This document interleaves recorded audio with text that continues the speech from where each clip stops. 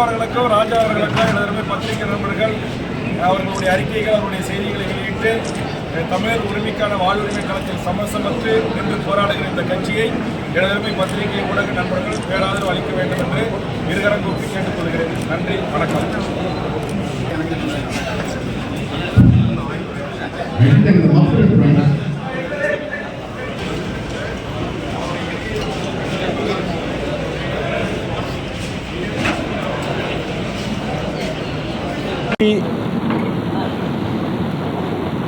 மாவட்டத்தினுடைய அனைத்து எனது பத்திரிகை ஊடக சமூக ஊடக அனைத்து உறவுகளுக்கும் என்னுடைய அன்பான வணக்கம்.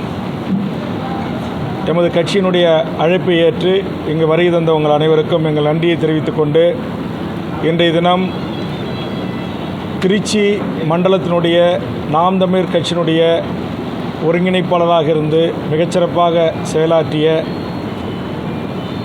வழக்கறிஞர், தமிழ் தேசிய களத்தில் தனக்கென்று ஒரு மிகப்பெரிய பெயரை சம்பாதித்த வழக்கறிஞர் அருமை சகோதரர் பிரபு அவர்கள் அக்கட்சியிலிருந்து விலகி இன்றைக்கு தமிழக வாழ்வுரிமை கட்சியில் தன்னை இணைத்து கொள்கிறார்.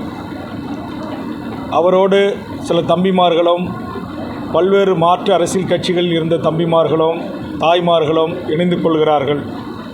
அவர்கள் அனைவரையும் தமிழக வாழ்வுரிமை கட்சி இருகரம் நீட்டி அன்போடு வரவேற்று அரவணைத்து தமிழக வாழ்வுரிமை கட்சியில் இணைத்துக் கொள்வதில் தமிழக வாழ்வுரிமை கட்சி பெருமிதம் கொள்கிறது. இந்த நிகழ்விற்காகத்தான் இன்று என்னுடைய திருச்சி பயணம் அமைந்திருக்கிறது என்பதை எனதருமை பத்திரிகை ஊடக நண்பர்களுக்கு தெரிவித்துக் கொள்கிறேன். நான் சொல்ல வந்த செய்தி இதுதான்.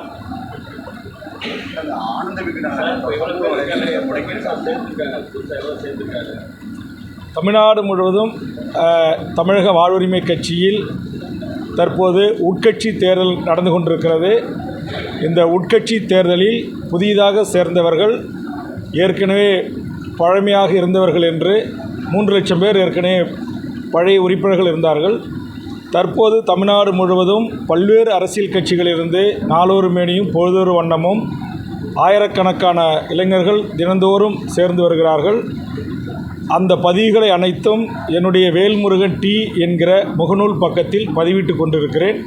எனதருமை பத்திரிகை ஊடக நண்பர்களுக்கு அதை பார்த்து நீங்கள் அது உண்மையா பொய்யான செய்தியா என்பதை நீங்கள் ஆய்வு செய்து கொள்ளலாம். பல்லாயிரக்கணக்கான இளைஞர்கள் தினமும் பல்வேறு கட்சிகளிலிருந்து தமிழக வாழ்வுரிமை கட்சியில் இணைந்து வருகிறார்கள்.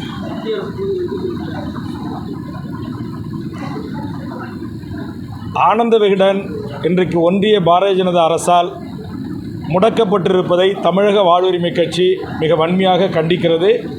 இதை கண்டித்து முடக்கப்பட்ட அடுத்த சில மணி நேரங்களிலே நான் விரிவான ஒரு அறிக்கை தந்திருக்கிறேன்.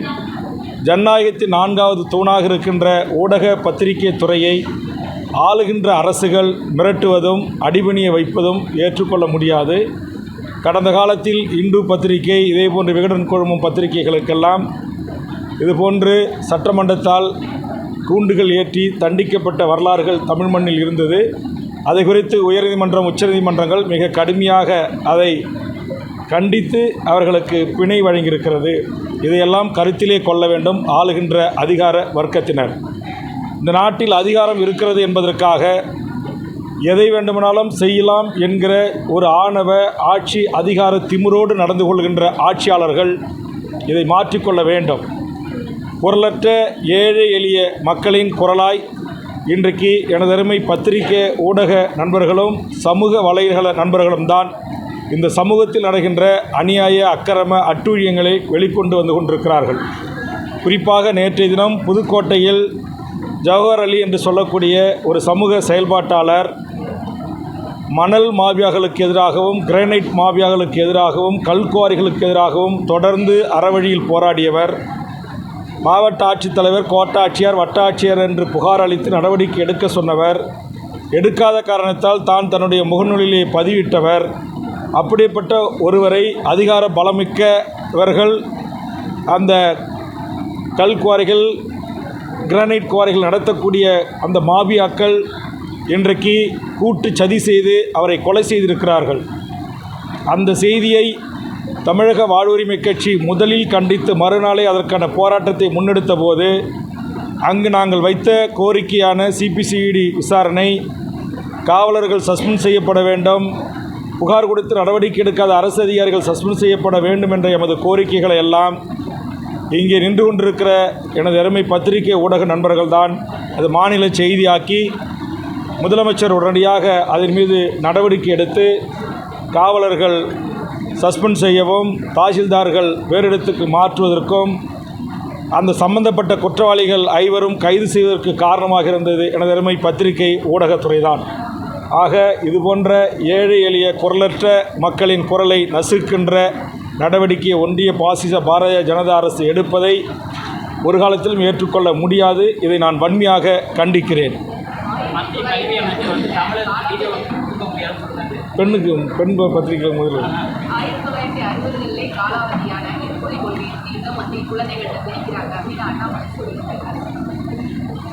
என்னை பொறுத்தவரையில் மும்மொழி கொள்கை மோசடி கொள்கை, இருமொழி கொள்கை ஏமாற்றுக் கொள்கை.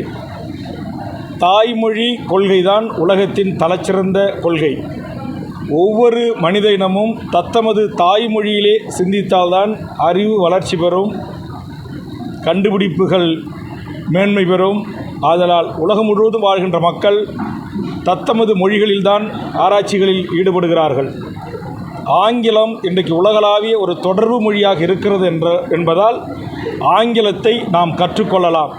அந்த அடிப்படையில் தான் தமிழ்நாட்டில் இங்கு தமிழ் ஆட்சி மொழியாகவும் ஆங்கிலம் தொடர்பு மொழியாகவும் இருக்க வேண்டும் என்று தமிழ்நாடு அரசுகளால், ஆண்ட எந்த திராவிட அரசுகளாலுமே அது கடைபிடிக்கப்பட்டு வருகிறது. ஆனால் அதை தமிழ்நாடு அரசு முறையாக நடைமுறைப்படுத்துகிறதா என்கிற கேள்வியும் நான் எழுப்புகிறேன். 75 ஆண்டுகால சுதந்திர வரலாற்றில் முதல் முறையாக ஐஏஎஸ் அதிகாரிகளுடைய மாறுதலுக்கு முழுக்க தமிழிலேயே அரசாணை வெளியிட்டிருப்பது இப்போதுதான் முதல் முறை என்று சொல்லுகிறார்கள். அதையும் எனது அருமை பத்திரிகை ஊடகங்கள் தான் செய்தியாக வெளியிட்டிருக்கிறீர்கள். ஆக இந்த இழிநிலை ஏன் தமிழ்நாட்டில்? எப்போது இந்த இழிநிலை மாறும்? தமிழ்நாடு எங்கும் தமிழ், எதிலும் தமிழ் என்று சொன்ன தமிழ்நாட்டில் எங்கே தமிழ் என்று தேடுகிற நிலைமை. பெயர் பலகைகளில் தமிழ் இல்லை. தமிழச்சிகள், தமிழர்கள் பெற்றெடுக்கிற பிள்ளை செல்வங்களுக்கு தமிழில் பெயர் சூட்டுவது இல்லை என்கிற இந்த அவலத்தையும் தமிழர்களாகிய நாம் திருத்தி கொள்ள வேண்டும். தமிழ்நாடு அரசு பெயர் பலகை சட்டத்தை முழுமையாக நடைமுறைப்படுத்த வேண்டும். இந்த ஆங்கிலத்தில் எழுதப்படுகின்ற பெயர் பலகைகளை அழிப்பு போராட்டத்தை நடத்தி தமிழ்நாட்டில் இதற்காக வழக்கை சந்தித்தவன் என்கிற அடிப்படையில் என்னை பொறுத்தவரையில் உலகத்தில் வாழ்கின்ற அனைத்து மக்களும் உன்னதமாக போற்றப்படுகிற மொழி அவரவர்தம் தாய்மொழி. அந்த மொழிதான் அறிவியல் மொழி, ஆராய்ச்சி மொழி, கல்வி மொழியாக இருக்க வேண்டும் என்பது எனது பேர் விருப்பம். தமிழக மக்களோ, இந்திய மக்களோ, உலக மக்களோ வேறு எந்த தாய்மொழி அல்லாத பிரிதொரு எந்த மொழியும் அவரவர்கள் விருப்பத்திற்கு இணங்க கற்றுக்கொள்ளலாம், படித்து கொள்ளலாம், புலமை பெறலாம், அறிவு பெறலாம், ஆராய்ச்சி செய்யலாம். அதில் எந்த தவறும் கிடையாது. ஆனால் ஒரு மொழியை அழித்து இன்னொரு மொழியை மேம்படுத்துவதற்காக இல்லாத மொழிக்கு கடந்த சில ஆண்டுகளுக்கு முன்பு நிதிநிலையில் 1000 கோடி ரூபாயும் இந்த ஆண்டு கிட்டத்தட்ட 686 கோடி ரூபாய் ஒதுக்குவதும் என்பது ஏற்புடைய செயலல்ல. வெறும் இந்திய அளவிலேயே வெறும் விரல் விட்டு எண்ணக்கூடியவர்கள் பேசக்கூடிய ஒரு மொழியாக, சில 1000 பேர்களால் இன்றைக்கு வழிபாட்டு மொழியாக இருக்கிற ஒரு மொழிதான் சமஸ்கிருதம். அது ஒரு பழமையான மொழி. அது அழியாமல் பாதுகாக்க வேண்டும் என்பதில் மாற்று கருத்து இல்லை. ஆனால் அதற்காக கோடிக்கணக்கான மக்களால் பேசப்படுகின்ற மொழியை தவிர்த்து இன்றைக்கு தேசிய நெடுஞ்சாலைகளிலே இந்தியையும் ஆங்கிலத்தையும் மட்டும் எங்கள் தமிழ் மண்ணில் இன்றைக்கு தேசிய நெடுஞ்சாலை ஆணையம் எழுதுவதும், தனது சுங்கச்சாவடிகளிலே இந்த மொழிகளுக்கே பிரதான முன்னுரிமை கொடுப்பதும், எம் தாய்மொழி கொண்ட தமிழர்கள் இன்றைக்கு ஒன்றிய அரசு பதவிகளிலே நியமனம் செய்யப்படாமல் இந்திய தாய்மொழியாக கொண்டவர்களை நியமனம் செய்து இந்திய திணித்தால் எதிர்க்கிறீர்கள், இந்திக்காரர்களே திணிக்கிறோம் என்று எம் மீது திணிப்பதும், இது மாபெரும் எம் தமிழ் மீது ஒன்றிய பாரதிய ஜனதா தொடுக்கின்ற ஒரு மாபெரும் யுத்தம். இது ஒரு போர் என்பதாகத்தான் நான் கருதுகிறேன். இதை நான் வன்மையாக கண்டிக்கிறேன். இதை ஒரு காலத்திலும் ஏற்றுக்கொள்ள முடியாது. அந்த மத்திய மனிதவள மேம்பாட்டுத்துறை அமைச்சருடைய இத்தகைய ஆணவ அடாவடி திமிர்கொண்ட பேச்சை தமிழக வாழ்வுரிமை கட்சி மிக வன்மையாக கண்டிக்கிறது. புதிய கல்விக் கொள்கை என்கிற பெயரில் இங்கு ஒற்றை நாடு இந்தியா, ஒற்றை மதம் இந்து மதம், ஒற்றை பண்பாடு, ஒற்றை கலாச்சாரம், ஒற்றை உணவு என்று பிறிதொரு இந்திய மக்களிடத்தில் திணிக்கின்ற இந்த முயற்சியை ஒரு காலம் தமிழர் மண் ஏற்காது. அதை நாங்கள் எதிர்க்கிறோம்.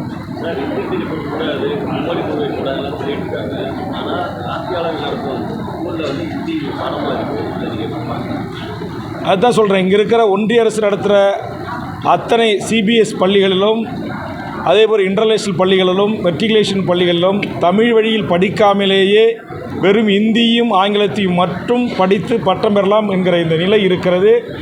இதை இந்த இழிநிலைக்கு ஆக்கியது ஒன்றிய அரசு தான். மாநில பட்டியலில் இருந்த எமது கல்வி உரிமையை பொதுப்பட்டியலுக்கு மாற்றி அந்த பொதுப்பட்டியலில் 2 அரசுகளும் ஒத்த கருத்து ஏற்பட்ட பிறகுதான் அதை நடைமுறைப்படுத்த வேண்டும். அந்த ஜனநாயக மாண்பை காலில் போட்டு மிதித்து அதை தன்னகத்தே எடுத்துக்கொண்டு அதிகார வெறியோடு நடந்து கொள்கின்ற இந்திய நாட்டின் மனிதவள மேம்பாட்டுத்துறை அமைச்சரினுடைய இத்தகைய அறிக்கையை நான் மிக வன்மையாக கண்டிக்கிறேன். இன்றைய கூட மாண்புமிகு நம்முடைய கல்வி அமைச்சர் அவர்கள் அவருக்கு சரியான ஒரு பதிலடியை தந்திருக்கிறார். மீண்டும் ஒரு 1965 போல் ஒரு மொழி போரை தமிழ்நாட்டு மக்களும் தமிழர்களும் நாங்கள் நடத்துவதற்கு எங்களை நீங்கள் தூண்டாதீர்கள் என்று எச்சரித்திருக்கிறார். இது ஒரு அரசின் எச்சரிக்கையாக எடுத்துக்கொள்ள வேண்டும். தமிழகம் என்பது நீங்கள் உலக அரங்கில் உலக நாடுகளில் மொழிக்காக தன் உயிரை விட மேலான எமது தாய் மொழியை காப்பதற்கு மொழிப்போர் ஈகையர்களை கொண்ட மாநிலம். அதற்காக தன் உயிரையே தந்திட்ட மான மறவர் கூட்டம் தமிழர் கூட்டம். கடந்த மாதம்தான் மொழிப்போர் ஈகையர்களுக்கு நான் நேரடியாக சென்று தாளமுத்து நடராஜன் போன்ற எமது மொழிப்போர் தியாகிகளுக்கு வீரவணக்கம் செலுத்தி வந்தேன். ஆக எண்ணற்ற எம் தமிழ் சமூகத்தின் உயிர்கள் இந்த மொழி உரிமைக்காக தியாகம் செய்திருக்கிறார்கள் என்பதை கருத்தில் கொண்டு நாவடக்கத்தோடு தான் ஏற்றுக்கொண்ட அரசியல் சாசனத்தின் அடிப்படையில் ஒன்றிய அமைச்சர்கள் இதுபோன்ற துடிப்பான வார்த்தைகளை வெளியிடுவதை ஒரு காலத்திலும் தமிழகம் ஏற்காது, தமிழர்கள் ஏற்க மாட்டார்கள். இதற்கெல்லாம் கண்டிப்பாக தேர்தல் களங்களில் பாரதிய ஜனதாவிற்கு சரியான சவுக்கடியை தமிழகம் தரும் என்று நான் கருதுகிறேன்.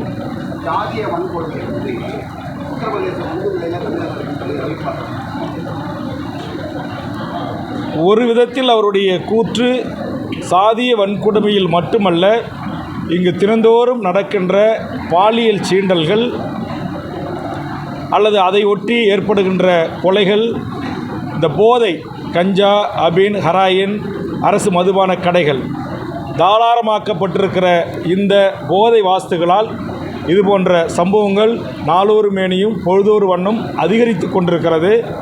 தமிழ்நாடு அரசு, தமிழ்நாடு காவல்துறை இதற்கு எவ்வளவு முனைப்பு காட்டினாலும் அதைவிட இந்த குற்ற செயல்களை செய்கின்றவர்கள் அதைவிட மிக நுட்பமாக இருந்து இது போன்ற தவறுகளை செய்து கொண்டிருக்கிறார்கள். ஆதலால்தான் தமிழக சட்டமன்றத்தில் இதற்கு மிக கடுமையான தண்டனைகளை கொண்டு இதை கட்டுப்படுத்த வேண்டும் என்று நான் வைத்த கருத்தின் அடிப்படையிலும் தமிழ்நாடு டிஜிபி அவர்களை சந்தித்து தமிழக வாழ்வுரிமை கட்சி மரண தண்டனைக்கு எதிரான கொள்கையோடு இருந்தாலும் நாளொரு மேனியும் பொழுதொரு வண்ணமும் பச்சை பெண் பிள்ளைகளிலிருந்து 80 வயது மூதாட்டி வரையில் பாலியல் இச்சைக்கு பயன்படுத்த துடிக்கின்ற காம வெறியர்களை, காம வேட்டையர்கள் இந்த மனித சமூகத்தில் உயிரோடு நடமாடக்கூடாது என்கிற அடிப்படையில் என்னால் முன்மொழியப்பட்ட, என்னால் சட்ட திருத்தமும் கவன ஈர்ப்பும் அளிக்கப்பட்டதுதான். அதுபோன்று தவறுகளை தொடர் நிகழ்வாக செய்கின்ற மனித மிருகங்களுக்கான உச்சபட்ச தண்டனை தூக்கு தண்டனை. அதுபோன்று அவர்களுக்கு பிணையில்லாமல் அவர்கள் தொடர்ந்து சாகின்ற வரையிலும் சிறையில் இருக்கக்கூடிய சட்ட திருத்தங்கள். இந்த சட்ட திருத்தங்கள் தமிழக சட்டமன்றத்தில் நடப்பு கூட்டத்தொடரிலே நிறைவேற்றி இதை மட்டுப்படுத்துவதற்கு என்னுடைய ஆலோசனையை தமிழக முதலமைச்சரும் தமிழக அரசும் தமிழக சட்டப்பேரவையும் ஏற்றுக்கொண்டு அறிவித்திருக்கிறது என்பதை நான் இங்கு சுட்டிக்காட்ட விரும்புகிறேன்.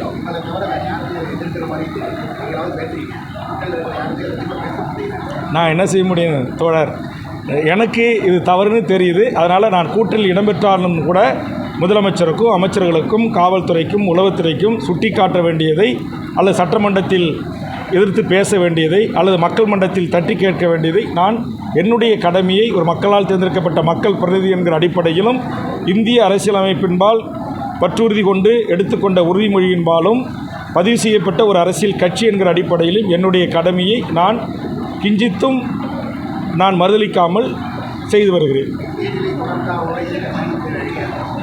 இல்லை, அதை குறித்து இப்போது நான் எந்த கருத்தும் சொல்ல முடியாது. இப்போது நான் திமுக தலைமையிலான மதச்சார்பற்ற ஒரு மனிதகுல விரோதம், நீங்கள் சொன்னது போல் இன்றைக்கு கல்விக்கு நிதி தர மறுக்கிறாங்க, இல்லாத மொழிக்கு பல ஆயிரம் கோடி ஒதுக்குறாங்க, இருக்கிற மொழியை அழிக்கிறாங்க, இல்லாத மொழியை திணிக்கிறாங்க, மேகதாட்டில் அணை கட்ட அனுமதிக்கிறாங்க, முல்லை பெரியாரில் 152 அணை ஸ்ட்ராங்காக இருக்குது, நீரை தேக்கி கொள்ளலாம் அப்படின்னா ஒன்றிய அரசு அந்த ஆய்வை உடனடியாக கேரளாவை அழைத்து ஆய்வு பிரகாரம் சரியாக இருக்குது, நீர் தேக்க அனுமதிங்க அப்படின்னு சொல்ல மறுக்கிறாங்க. ரயில்வே திட்டங்களில் தமிழ்நாட்டுக்கு நிதி இல்லை. ஜிஎஸ்டியில் ஏற்கனவே நம்முடைய தமிழ்நாட்டு நிதியமைச்சராக இந்த பிடிஆர் பழனிவேல்ராஜன் குறிப்பிட்டது போல் ₹1க்கு 29 பைசா பிச்சை போடுறாங்க. இப்போ கல்விக்கு தர வேண்டிய தொகையை மாணவர்களுடைய எதிர்காலத்தை பாழாக்குன்ற வகையிலேயே சுமார் 2500 கோடி ரூபாய்க்கு மேலே நிறுத்தி வைத்துவிட்டு நாங்கள் சொல்வதை நீங்கள் கேட்டால் உங்களுக்கு பிச்சை போடுகிறோம் என்று ஒரு அகம்பாவத்தோடு திமிரோடு எங்கள் தமிழ் மண்ணிலே வந்து மனிதவள மேம்பாட்டுத்துறை அமைச்சர் கொக்கரித்து சென்றிருக்கிறார். ஆக இது போன்ற ஒரு மனிதகுல விரோத செயல்களையும் மக்கள் விரோத திட்டங்களையும் எங்கள் மீது திணிக்கிற ஆணவ அடாவடி ஆட்சி நடத்தி கொண்டிருக்கிற பாரதிய ஜனதா இந்த மண்ணில் ஆட்சி அதிகாரத்திற்கு வரக்கூடாது என்பதற்காக நாங்கள் இன்றைக்கு திமுக தலைமையிலான இந்த மதச்சார்பற்ற ஒரு கம்யூனிஸ்டுகள் உள்ளடக்கிய ஒரு கூட்டணியில் இடம்பெற்றிருக்கிறோம். அந்த குஜராத்தில் தான் இன்றைக்கு அதானி துறைமுகத்தின் ஊடாக பல ஆயிரக்கணக்கான டன் இன்றைக்கு போதைப் பொருள்கள் அவ்வழியாக வந்து தான் இந்திய முழுவதும் சப்ளை செய்யப்படுகிறது. மதுவை விட பெரும் கொடிய குற்றமிழக்கக்கூடிய குற்றவாளிகளை உருவாக்குகின்ற அந்த போதை ஹராயின் உள்ளிட்ட எல்லாம் நீங்கள் சொல்லுகின்ற குஜராத்தில் இருக்கிற தனியார் துறைமுகத்தின் மூலமாகத்தான் இந்திய முழுவதும் வருகிறது என்பதாக பல்வேறு பத்திரிகை ஊடகங்களில் நான் செய்தி பார்த்திருக்கிறேன், படித்திருக்கிறேன்.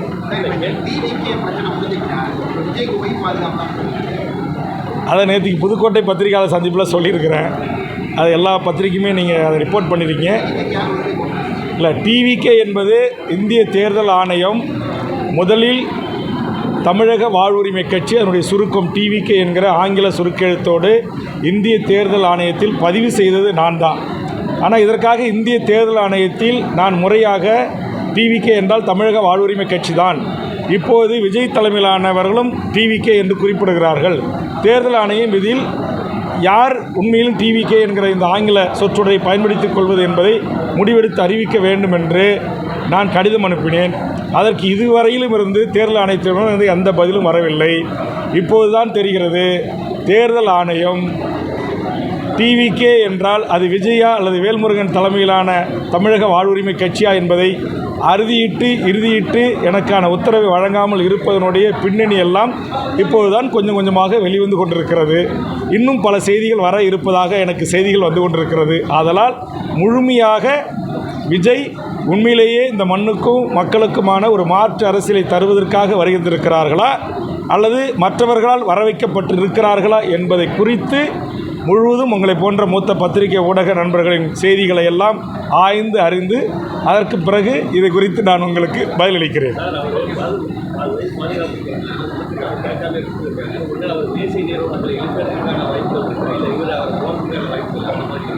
அது அந்த கட்சி தான் முடிவு பண்ணணும். அவர் தேசிய நீரோட்டத்தில் இணைஞ்சாலும் எனக்கு கவலை இல்லை, அவர் தனியாக போட்டியிட்டாலும் எனக்கு கவலை இல்லை. நான் இன்றைக்கு ஒட்டுமொத்தமாக இந்த தமிழர் நிலத்தில் வாழ்கின்ற மொழிவழி சிறுபான்மை மக்களில் இருந்து தமிழ்நாட்டில் வாழ்கின்ற ஆண்டாண்டு காலமாக வாழுகின்ற பன்னெடுங்காலமாக வாழ்கின்ற அனைத்து மக்களின் வாழ்வுரிமைக்காகத்தான் தமிழக வாழ்வுரிமை என்கிற இந்த கட்சியை நடத்தி வருகிறேன்.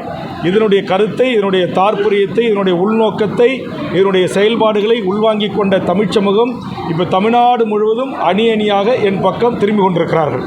உதாரணத்திற்கு இப்போ கிருஷ்ணகிரியினுடைய மண்டல நாம் தமிழுடைய ஒருங்கிணைப்பாளர் தம்பி பிரபாகரன் தலைமையில் 1000க்கும் மேற்பட்டவர்கள் கடந்த வாரம் எமது கட்சியில் இணைந்தார்கள். அதற்கும் பிறகு சேலத்திலே அந்த மாவட்டத்துடைய மாவட்ட செயலாளராக இருந்த அழகாபுரம் தங்கம் அவர்கள் தலைமையிலே 500க்கும் மேற்பட்டவர்கள் தமிழக வாழ்வுரிமை கட்சியில் இணைந்தார்கள்.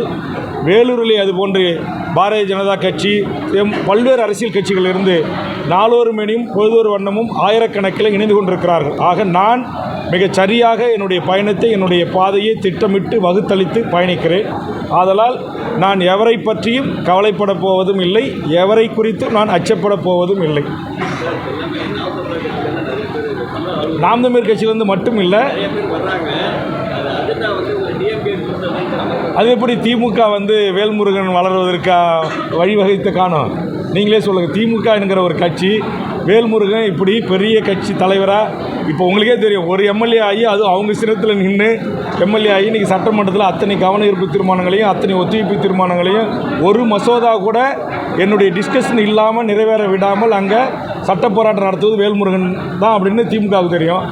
அப்படிப்பட்ட திமுகவோ அல்லது அதிமுகவோ வேல்முருகன் வளர்வதற்கு உதவி செய்வார்களா? அப்படி செய்கிறார்கள் என்று சொன்னால் நன்றி. அது என்னுடைய பத்திரிகை நண்பர்களுக்கு ஒரு செய்தி நான் விவரமாக சொல்ல விரும்புகிறேன். இவ்வளவு நாட்களாக இந்த 13 ஆண்டு காலமாக தமிழக வாழ்வுரிமை என்கிற இந்த கட்சியை நானே நிறுவி நானே இதனுடைய தலைவராக பொறுப்பேற்று என்னால் முடிந்த அளவுக்கு தமிழ்நாடு முழுவதும் கட்டமைப்புகளை உருவாக்கினேன். ஆனால் இப்போது ஒரு சமூக மாற்றத்திற்கான ஒரு சமூக போராளியாக சுற்றுச்சூழலை பாதுகாப்பு அரணாக இருந்த சுப உதயகுமாரன் தன்னுடைய பச்சை தமிழகம் என்கிற அரசியல் கட்சியை தமிழக வாழ்வுரிமை கட்சியோடு இணைத்திருக்கிறார். அதே மாதிரி நாம் தமிழர் கட்சியை உருவாக்குவதிலே பெரும்பங்கு ஆற்றிய அவருடைய ஒருங்கிணைப்பாளர்கள் பெரும்பாலானோர் தமிழக வாழ்வுரிமை கட்சியில் இணைந்திருக்கிறார்கள். அதுபோன்று நாம் தமிழர் கட்சியிலிருந்தே அருமை சகோதரர் வெற்றிக்குமரன், நம்முடைய புகழேந்தி மாறன், திருச்சி வழக்கறிஞர் பிரபு, அதனுடைய ஒருங்கிணைப்பாளர்களில் ஒருவராக இருந்த புதுக்கோட்டை தனசேகரன், சென்னை மண்டல ஒருங்கிணைப்பாளர் இருந்த தியாகராஜன், அதுபோன்று பல்வேறு மண்டல மாநில ஒருங்கிணைப்பாளர்கள் எல்லாரும் ஒன்று சேர்ந்து நடத்தி வந்த தமிழர் ஒருங்கிணைப்பு இயக்கம் கடந்த வாரம் தமிழக வாழ்வுரிமை கட்சியோடு இணைக்கப்பட்டிருக்கிறது. இதுபோன்று தமிழ்நாட்டில் எனது அருமை பத்திரிகை நண்பர்கள் காத்திருங்கள். இன்னும் பல்வேறு அரசியல் கட்சிகள், அமைப்புகள் லஞ்ச லாவணி ஊழலுக்கு எதிராக போராடுகின்ற ஒட்டுமொத்த தமிழ் சமூகத்தின் அன்பை ஆதரவு பெற்ற மிகச்சிறந்த ஆளுமைகள் எல்லாம் தமிழக வாழ்வுரிமை கட்சியில் இணைய இருக்கிறார்கள். ஆதலால் இவர்கள் அனைவரோடும் கலந்து பேசி உண்மையிலேயே லஞ்சம், லாவணியம், குடும்பம், ஆதிக்கம், சுரண்டல், மணல் குவாரி, கிரனைட்டு கொள்ளை, லாட்ரி, அதுபோன்று சாராயம், இதுபோன்று இயற்கை வளங்கள் சுரண்டப்படுவது, சுற்றுச்சூழல், காலநிலை மாற்றம், இவற்றையெல்லாம் அக்கறை உள்ள அந்த தமிழ் சமூகங்கள் அனைத்தும் ஒரு படித்த புரிதல் உள்ள அரசியல் தெரிந்த புரிந்தவர்கள் அனைவரும் ஏற்றுக்கொள்ளக்கூடிய ஒரு தலைமையாக தமிழக வாழ்வுரிமை கட்சி அரசியல் கட்சியாக இன்றைக்கு தமிழ்நாட்டில் திகழ்கிறது. கண்டிப்பாக தமிழ்நாட்டில் விரைவில் ஒரு மிகப்பெரிய அரசியல் மாற்றம் அல்லது அரசியல் ஒரு புரட்சி ஏற்பட இருக்கிறது. என்னை பொறுத்தவரையில் இப்போது நடந்து 4 ஆண்டுகளில் நான் சொல்ல மாட்டேன். ஆனால் சமீப காலமாக இந்த நாட்டில் நான் சொன்ன இந்த பாலியல் வல்லூர் பிரச்சனைகள் அதிகரித்து வருகிறது. இதை குறித்து கூட நான் சட்டமன்றத்தில் கேள்வி எழுப்பிய போது தமிழ்நாடு அரசு காவல்துறை போதிய விழிப்புணர்வுகளை வழங்குவதாகவும் அதனால் நிறைய இளம்பெண்கள் பாதிக்கப்படுகிற உடனுக்குடன் புகார் தருவதாகவும் அதனால் இந்த சம்பவங்கள் தற்போது பெரிய அளவில் பேசுபொருளாக மாறியிருப்பதாக என்னுடைய கேள்விக்கு ஒரு பதில் கிடைத்திருக்கிறது. ஆனால் அது உண்மையாக இருந்தாலும் கூட அதை ஏற்றுக்கொள்ள முடியாது. இங்கு பாலியல் வல்லூறுகளும் கொலைகளும் போதை கொலைகளும் கஞ்சா கொலைகளும் ஹெராயின் கொலைகளும் மனிதன் சுயநினைவை இழந்து எல்லா குற்றங்களுக்கும் தாய்மடியாக இருப்பது இந்த போதை தான். ஆக இந்த போதையினால் ஏற்படுகின்ற இந்த கொலைகளோ கற்பழிப்புகளையோ ஒரு காலத்திலும் நாம் நியாயப்படுத்த முடியாது. இது கண்டிப்பாக மட்டுப்படுத்தப்பட வேண்டும். இது கண்டிப்பாக தடுத்து நிறுத்தப்பட வேண்டும். இதை திரும்ப திரும்ப செய்கின்றவர்கள் யாராக இருந்தாலும் இந்த சட்டத்தினூடாக அவர்கள் தூக்கு தண்டனை, ஆயுள் முழுவதும் சிறை தண்டனை என்கிற அளவுக்கு நாளை நடைபெற இருக்கிற சட்டமன்ற கூட்டத்தொடரில் திரும்ப திரும்ப கஞ்சா விற்கிறவன், திரும்ப திரும்ப ஹெராயின் வழக்கில் கைதாகிறவன், திரும்ப திரும்ப இது போன்று சம்பவங்களில் ஈடுபடுகின்றவர்கள் எப்படி பாலியல் சம்பவங்களிலே திரும்ப திரும்ப ஈடுபடுறவர்களுக்கு ஆயுள் முழுவதும் சிறை, 14 வருஷம் கிடையாது, சாவர வரைக்கும் சிறை. அதேமாதிரி ஒரு பெண்ணை பாலியல் ரீதியான குற்றச்சாட்டுக்கு உள்ளாகி திரும்பவும் இன்னொரு பெண்ணை பாலியல் ரீதியான குற்றச்சாட்டுக்கு அவன் உள்ளாகி அவனுக்கு தூக்கு தண்டனை அப்படின்ற சட்டம் இருக்குது. மிக கடுமையான சட்டம், இந்தியாவிலே எங்கேயுமே இல்லாத அளவுக்கு தமிழக சட்டப்பேரவை என்னுடைய ஆலோசனை, என்னுடைய கவன ஈர்ப்பு, என்னுடைய சட்ட திருத்தத்தின் ஊடாக அதை நடைமுறைப்படுத்தியிருக்கிறது. வருகின்ற கூட்டத்தொடரில் இந்த கஞ்சா, அபின், ஹராயின் போன்ற திரும்ப திரும்ப தவறு செய்கிறவர்களுக்கும் இதே போன்ற கடுமையான சட்டங்கள் கொண்டு வர வேண்டும் என்கிற ஒரு முயற்சியை மேற்கொள்ள இருக்கிறேன்.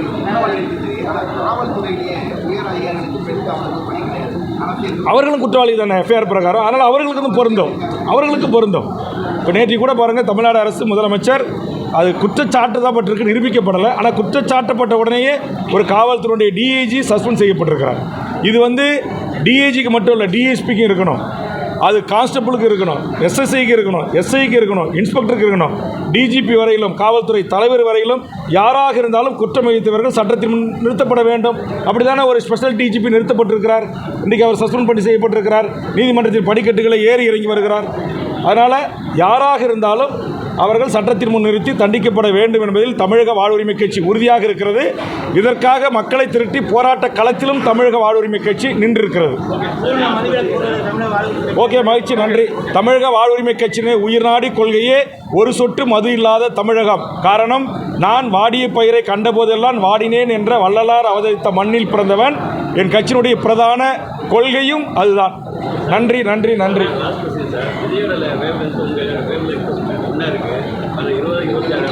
யாருடைய வேலை சார்?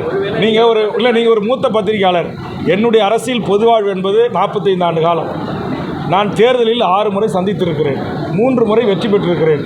என் முன்னோர்கள் சுதந்திர இந்தியாவின் நாடாளுமன்றம் அமைவதற்கு, நேரு அவர்கள் பிரதமராவதற்கும் ஆதரவளித்து தனி கட்சி நடத்திய ஒரு பாரம்பரியமிக்க பெண்ணிலிருந்து நான் வந்தவன். பெருந்தலைவர் காமராஜர் அளவில் 25 வயதில் அமைச்சராக இருந்த போராக என்னுடைய தாய் மாமன். ஒரு பாரம்பரியமிக்க அரசியல் குடும்பத்திலிருந்து தமிழ்நாட்டின் அரசியலை சீர்படுத்துவதற்கு, ஒழுங்குபடுத்துவதற்கு போராட்ட களத்தில் நின்று போராடி இருப்ப ஒருவனை ஒரு திரைத்துறையின் புகழ் வெளிச்சத்தோடு மட்டுமே கோடிக்கணக்கான லட்சக்கணக்கான இளைய தலைமுறை, புரிதலில்லாத இளைய தலைமுறையின் மனங்களை வென்ற ஒருவரோடு ஒப்பிட்டு கேள்வி கேட்பதில் எனக்கு உடன்பாடு இல்லை. நன்றி. துல்லியமாக தினசரி நடப்பு நிகழ்வுகளையும் கல்வி, விளையாட்டு, அரசியல், வாழ்க்கை முறை, மருத்துவம், தொழில்துறை, சினிமா, பொழுதுபோக்கு போன்ற பல்வேறு நிகழ்ச்சிகளையும் உடனுக்குடன் காண கேப்டன் டிவி மற்றும் கேப்டன் நியூஸ் சமூக வலைத்தள பக்கங்களோடு இணைந்திருங்கள். உங்கள் வணிகத்தை கேப்டன் டிவி மற்றும் கேப்டன் நியூஸில் விளம்பரத்தின் மூலம் மேம்படுத்த விருப்பமா? உடனே கீழே கொடுக்கப்படும் எண்ணிற்கு தொடர்பு கொள்ளுங்கள்.